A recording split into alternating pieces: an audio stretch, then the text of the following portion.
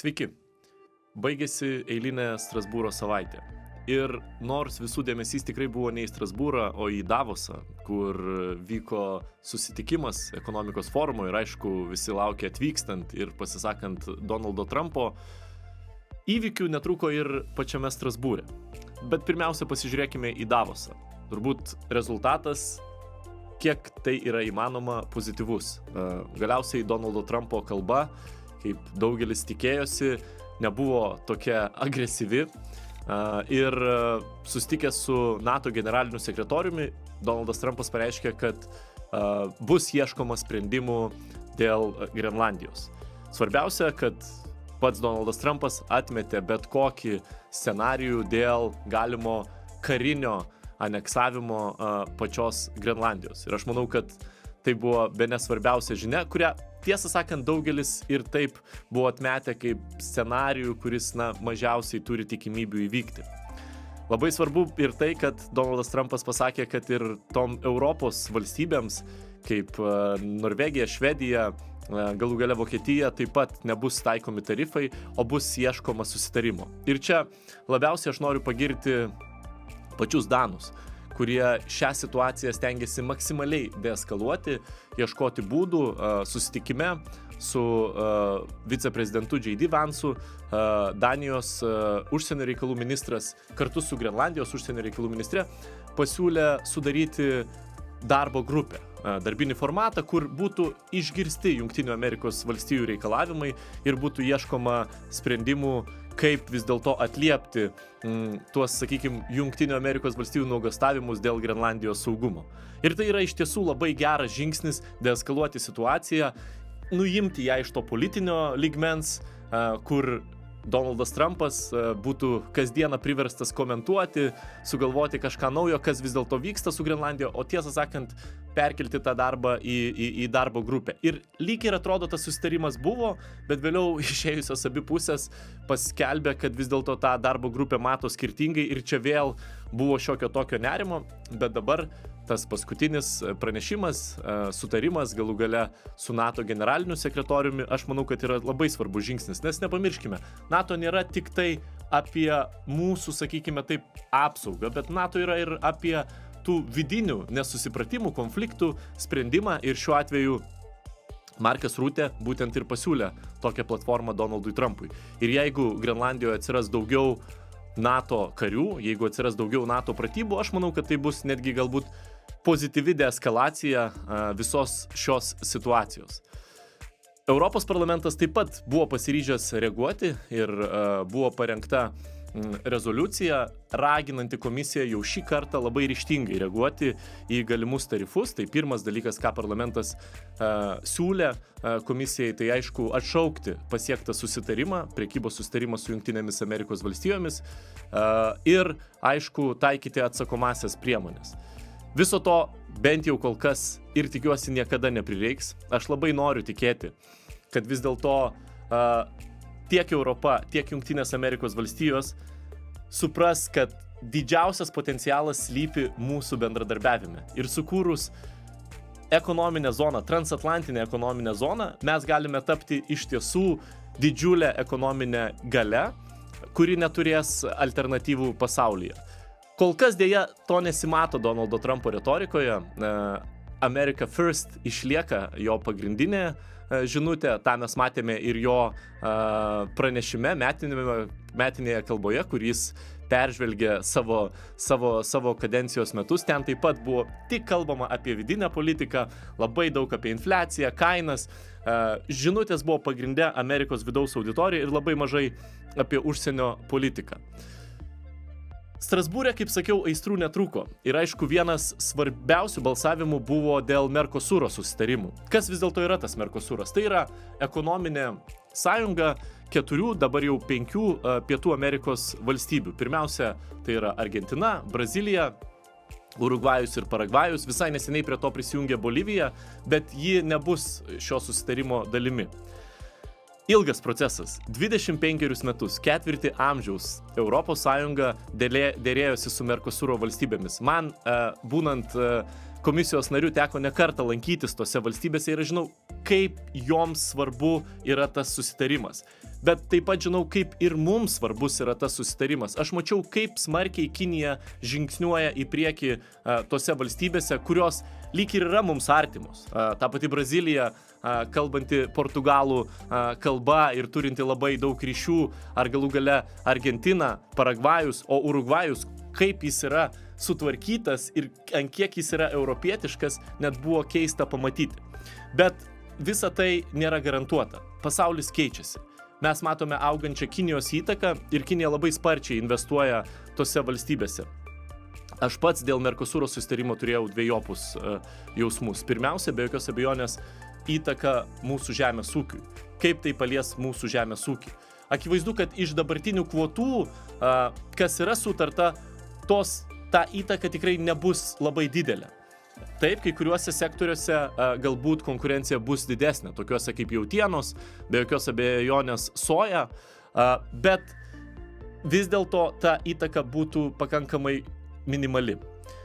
Europos komisija reagavo į ūkininkų nuogąstavimus, tai buvo viena pagrindinių priežasčių, kodėl Italija pakeitė poziciją ir galiausiai palaikė susitarimą.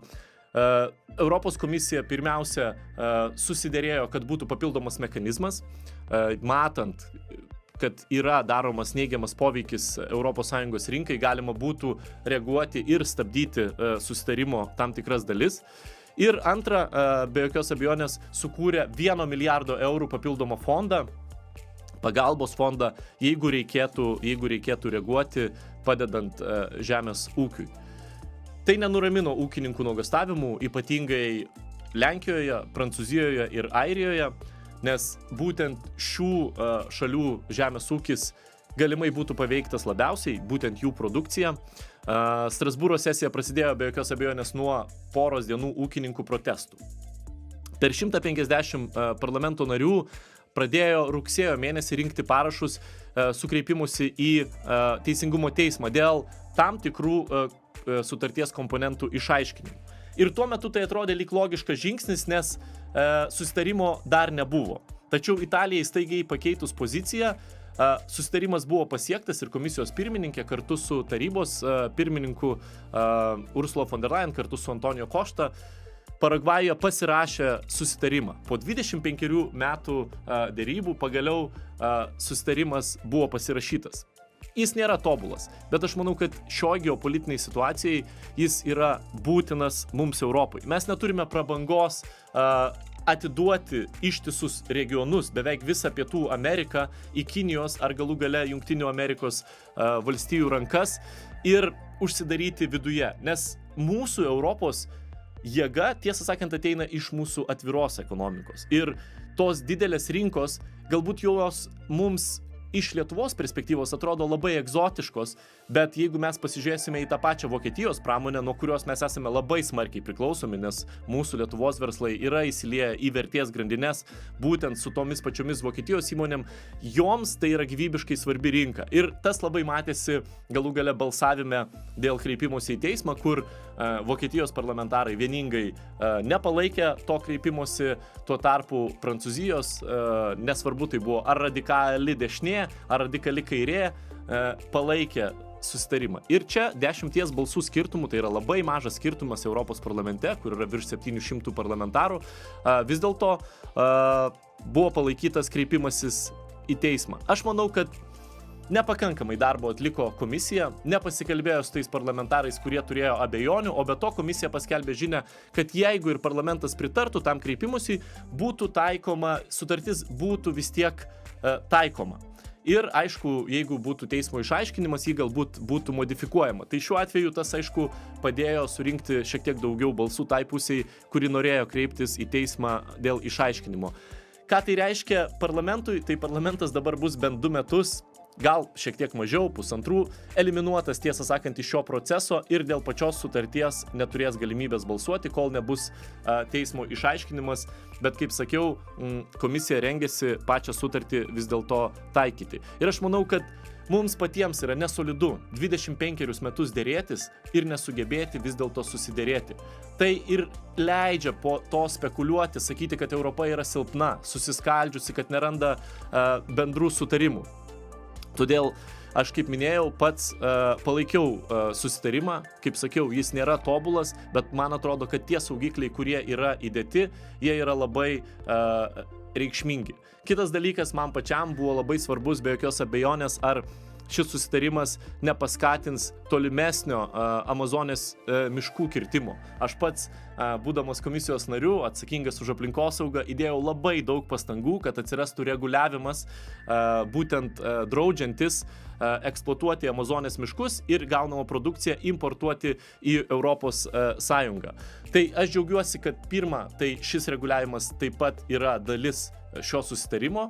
Na, o antra, kaip ir sakiau, palikus šį regioną Kinijai, Jungtinėm Amerikos valstijom, galų gale tai pačiai Rusijai, nes Brazilija yra ir BRICS dalis, ar tikrai mes galime tikėtis, kad šios valstybės apsaugos Amazonės miškus geriau nei galime padaryti tai mes. Todėl aš tikiu, kad mes turime takelį dialogui. Tai gali būti ir kelias vėliau, bet viskas priklausys nuo to, kaip mes sugebėsime išnaudoti šitas galimybes. Na ir paskutinė tema, kuri man buvo ypatingai svarbi, tai vis dėlto keleivių apsauga. Mes matėme, kas vyko Europos oro uostuose per šias kalėdas, šventinį laikotarpį, kai įvyko kiek didesnis snygius, kuris Lietuvai yra įprastas, bet Amsterdame, tame pačiame Briuselyje, tai buvo didelis snygius, kur strigo labai daug žmonių. Tam pačiam Šipholio oro uoste Amsterdame strigo per 2000 žmonių ir reakcija buvo būtent tokia, kokios galima buvo tikėtis. Žmonėms ekstra pagalbos nebuvo absoliučiai jokios. Avialinijos vadovavosi veikiančiomis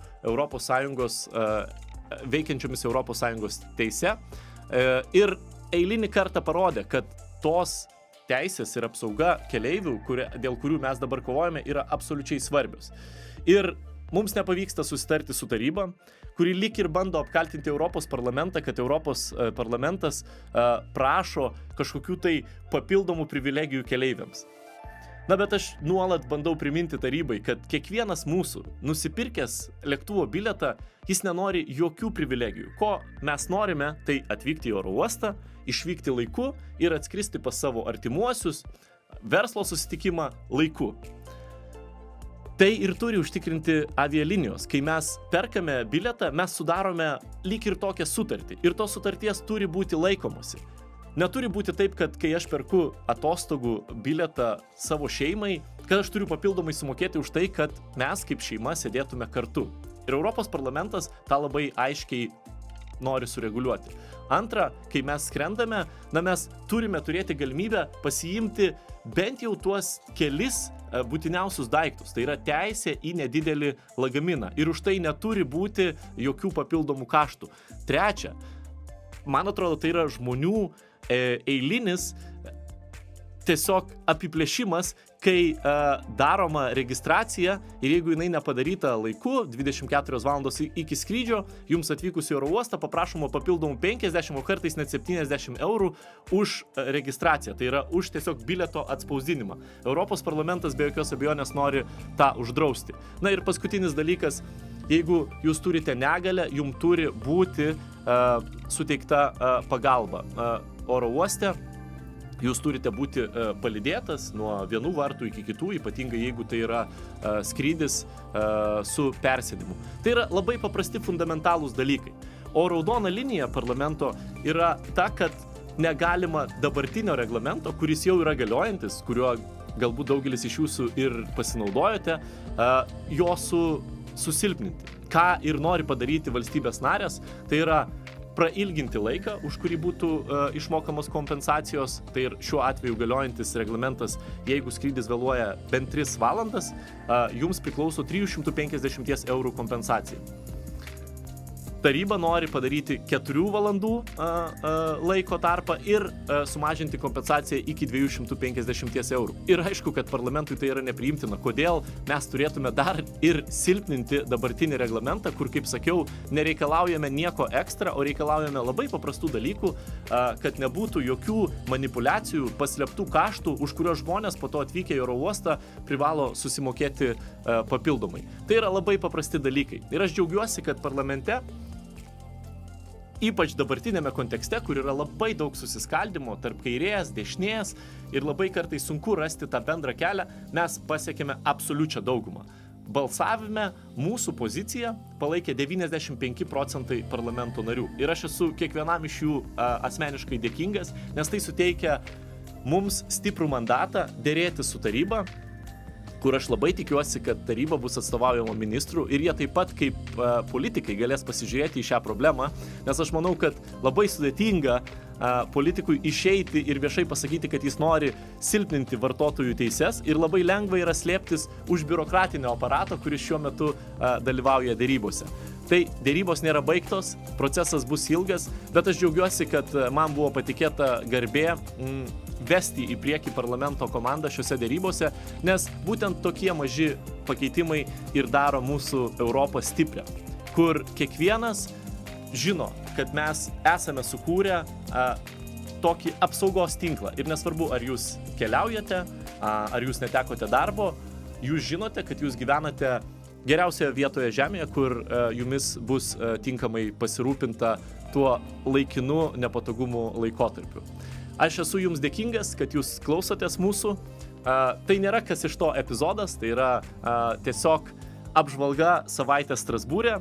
Sugrįšime ir su kitomis apžvalgomis, o ir netrukus sugrįšime su naujausiu kas iš to epizodų, kur tikiu bus labai įdomu pasižiūrėti, kaip veikia minkštosios Rusijos galios Lietuvoje. Ačiū.